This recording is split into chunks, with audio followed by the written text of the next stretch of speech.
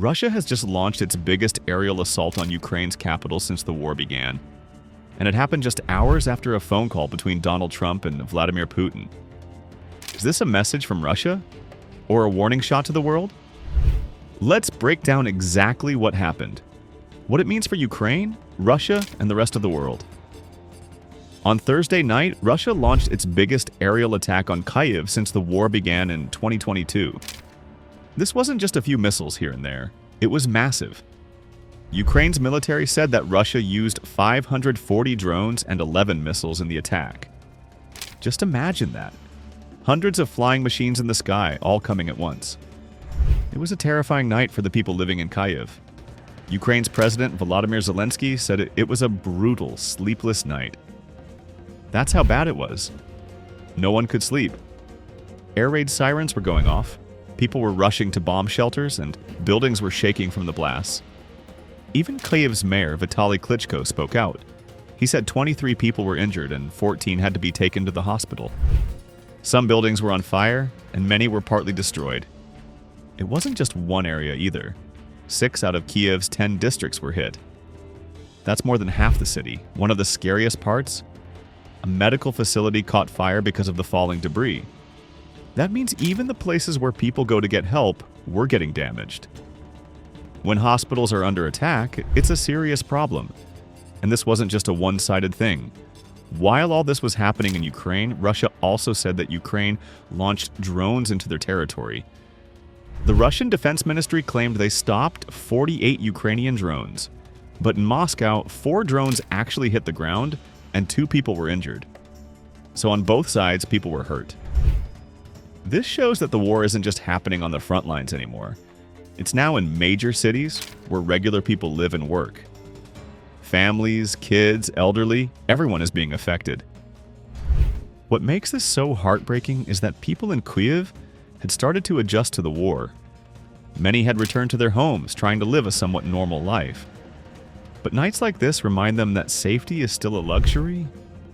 You never know when another strike might happen. Some people are saying this was Russia's way of sending a message.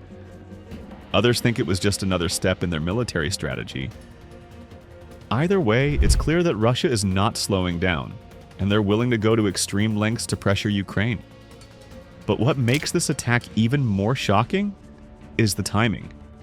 Just a few hours before Russia launched that massive drone and missile attack on Kyiv, Donald Trump had a phone call with Vladimir Putin. Yes, Trump and Putin were on the phone, and this wasn't their first time talking. It was actually their 6th known call since Trump became president again in January. A lot of people were hoping this call would bring something positive. Trump has said many times that he could end the war in 24 hours if he wanted to. So, naturally, there were expectations that he might convince Putin to agree to a ceasefire. Basically, to stop the fighting and start talking peace. But when Trump came out after the call, he didn't sound happy at all. He told reporters, "I didn't make any progress. I'm very disappointed." He said he tried his best to get Putin to stop the war, but Putin wasn't listening. He said Putin didn't want to make any deals and wasn't ready to back down. So, this leaves us with a lot of questions. Why did Putin say no? And more importantly, was the massive airstrike on Kyiv a reaction to this failed phone call? Some people believe that the timing wasn't a coincidence. They think Russia might be sending a message, not just to Ukraine, but to the entire world, including the United States. It's like Russia is saying, we don't care who's on the other side of the phone. Even if it's Trump, we're not stopping. But then the Kremlin, which is basically the Russian government's top office, said something different. According to Putin's foreign policy aide Yuri Ushakov, Putin told Trump that Russia still wants to solve the war through negotiations. That sounds peaceful, right? But here's the twist. Even though Russia says they want peace, they also made it clear that they won't stop unless Ukraine gives up territory and drops its plan to join NATO. So basically, Russia is saying, we'll talk peace, but only if we get what we want first. And that's not really peace, that's a demand, not a deal. So while Putin may have told Trump he's open to talks, he's not changing his mind about the big stuff. And without any change, how can peace even begin? Some experts say that Putin is using these talks as a way to look reasonable, while still doing whatever he wants on the battlefield.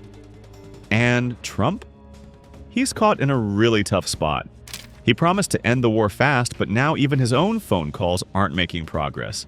That makes him look weak, and it also makes people question how he plans to fix the situation at all. Now let's talk about something that's making things even harder for Ukraine. The US just paused military aid. Yes, this week, Trump's administration decided to stop sending some very important weapons to Ukraine. It wasn't just a small delay, it was a major decision that could change the entire direction of the war. According to the Pentagon, that's the headquarters of the US military, these are the weapons being held back. High explosive munitions, those are powerful bombs used to blow up enemy targets. Precision-guided missiles, they're like smart rockets that hit exactly where they're supposed to. Patriot interceptors, these are used to shoot down missiles before they hit cities. Grenade launchers, used by soldiers during ground fights. That's a pretty serious list. These are exactly the kinds of weapons Ukraine needs to defend itself, especially during huge attacks like the recent one on Kyiv.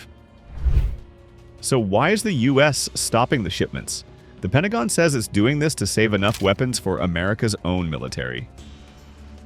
One of the top spokespersons said, "We can't give weapons to everybody. We have to defend our own troops too." That might sound fair on the surface. Of course, any country has to think about its own safety first. But here's where the debate begins. A lot of experts and even US politicians are saying this is the worst possible time to stop helping Ukraine. Russia is attacking harder than ever, and Ukraine is already struggling with limited weapons. By holding back these defense systems, critics believe the US is leaving Ukraine exposed, especially when cities like Kyiv are being hit with hundreds of drones and missiles. And Ukraine definitely feels that way. President Zelensky didn't hold back. He said, "Without truly large-scale pressure, Russia will not stop. And that pressure depends heavily on the US." He's basically saying, if America pulls back now, it sends a signal to Russia that they can keep bombing and pushing forward. And think about it. Russia watches everything closely. If they see Ukraine running low on weapons, they'll feel more confident. They might even launch more attacks, hoping Ukraine can't fight back. Some people are also wondering, is this just about stockpiles? Or is this Trump's way of applying pressure on Ukraine to agree to peace talks on Russia's terms? Because Trump has already said he could end the war quickly, but critics say that might mean forcing Ukraine to give up land, which Ukraine totally refuses to do. So now we're in a tricky situation. On one hand, the US wants to protect its own military reserves. On the other hand, Ukraine is in urgent need of those exact weapons to survive. And there's more. The weapons being held back aren't just for attack, they're mainly for defense. Like the Patriot systems, which are used to stop Russian missiles from hitting hospitals, schools, and homes. So by stopping this aid, the US isn't just pulling back from a war, it might be making it harder for innocent people in Ukraine to stay safe. Now let's talk about why Russia is attacking even more right now. A lot of experts say that this isn't just random bombing, it's all part of a bigger plan. According to Michael Bakurkiw, a senior expert at the Atlantic Council, Putin likely sees Trump's inaction as a green light to bomb more cities and grab more land. In simple words, he's saying Putin sees the US backing off, and he's using this moment to go harder in the war. It's like when the referee looks away in a match, and one player starts breaking the rules because they think no one's going to stop them. And honestly, it makes sense. Right now, Russia already controls about 1/5 of Ukraine. That's 20% of the entire country, including areas like Crimea and parts of eastern Ukraine that Russia illegally took over. And they're not stopping there. So what's Russia's plan? Their main goal is to make Ukraine give up. But not just by fighting on the battlefield. They're also trying to mentally break the country down. By constantly bombing cities, destroying homes, and cutting off support from other countries, Russia is hoping that Ukraine will just surrender out of exhaustion. Think about it. If your city was getting hit with missiles every week, and you had no electricity, no water, and no help coming from allies, you'd start losing hope. That's what Russia wants. They don't just want to win with weapons. They want to wear Ukraine down from the inside. Keir Giles, a fellow at Chatham House, a major research center in the UK, pointed out that every time Trump talks to Zelensky, nothing really changes. Trump's calls with Zelensky often result in no real policy shifts. In simple terms, they talk, but nothing happens. And Russia sees that too. They see that Trump isn't sending more weapons. They see that he's pulling back US support, and they hear that he wants to end the war, but without taking a strong stand against Russia. So what does that tell Putin? It tells him that now is the time to strike harder. In the middle of all the chaos, Russia's huge airstrike on Kyiv, and Trump's failed phone call with Putin, something good actually happened. Believe it or not, on that same exact day, Ukraine and Russia did a prisoner exchange. It wasn't a peace deal or anything big like that, but it was still a small moment of hope. So what's a prisoner exchange? Basically, both countries agreed to swap soldiers who had been captured during the war. Ukraine gave back some Russian prisoners, and Russia gave back some Ukrainian soldiers. It's one of the few things both sides still agree to do, even while they're fighting so hard on the battlefield.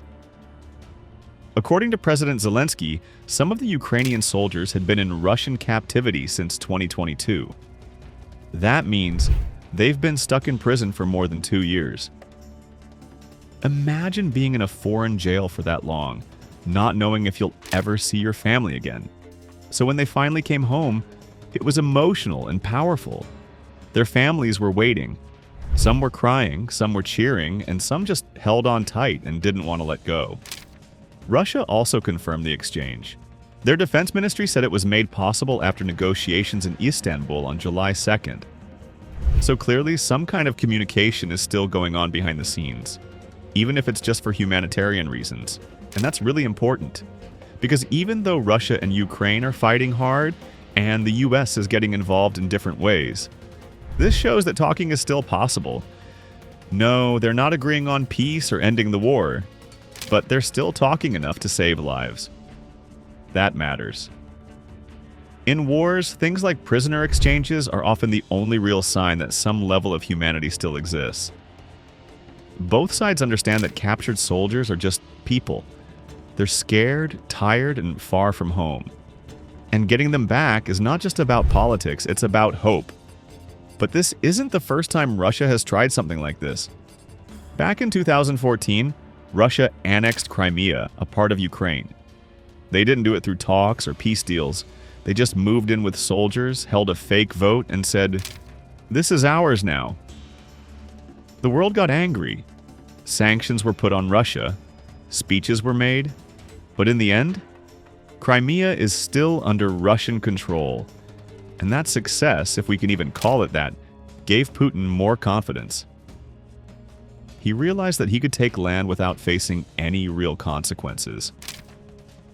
Fast forward to 2022, and Russia launched a full-scale invasion of Ukraine.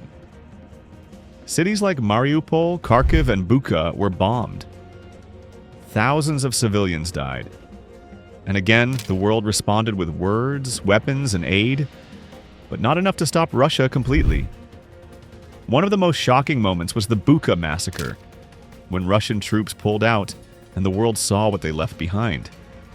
Dead civilians, mass graves, and horror stories. That event shocked the world. But here we are 2 years later, and Russia is still attacking, and people are still dying. This shows a clear pattern. Every time global attention fades or a powerful country like the US takes a step back, Russia steps forward with more force. Even during the Syrian civil war, Russia helped bomb cities like Aleppo, backing up its ally, Bashar al-Assad. Same strategy, same destruction. And now, with Trump halting weapons, with Putin refusing to compromise, and with the West starting to look away, Putin sees an opening again. If you found this video helpful, hit the like button so more people can understand what's really going on. And don't forget to subscribe if you want honest breakdowns like this without the noise.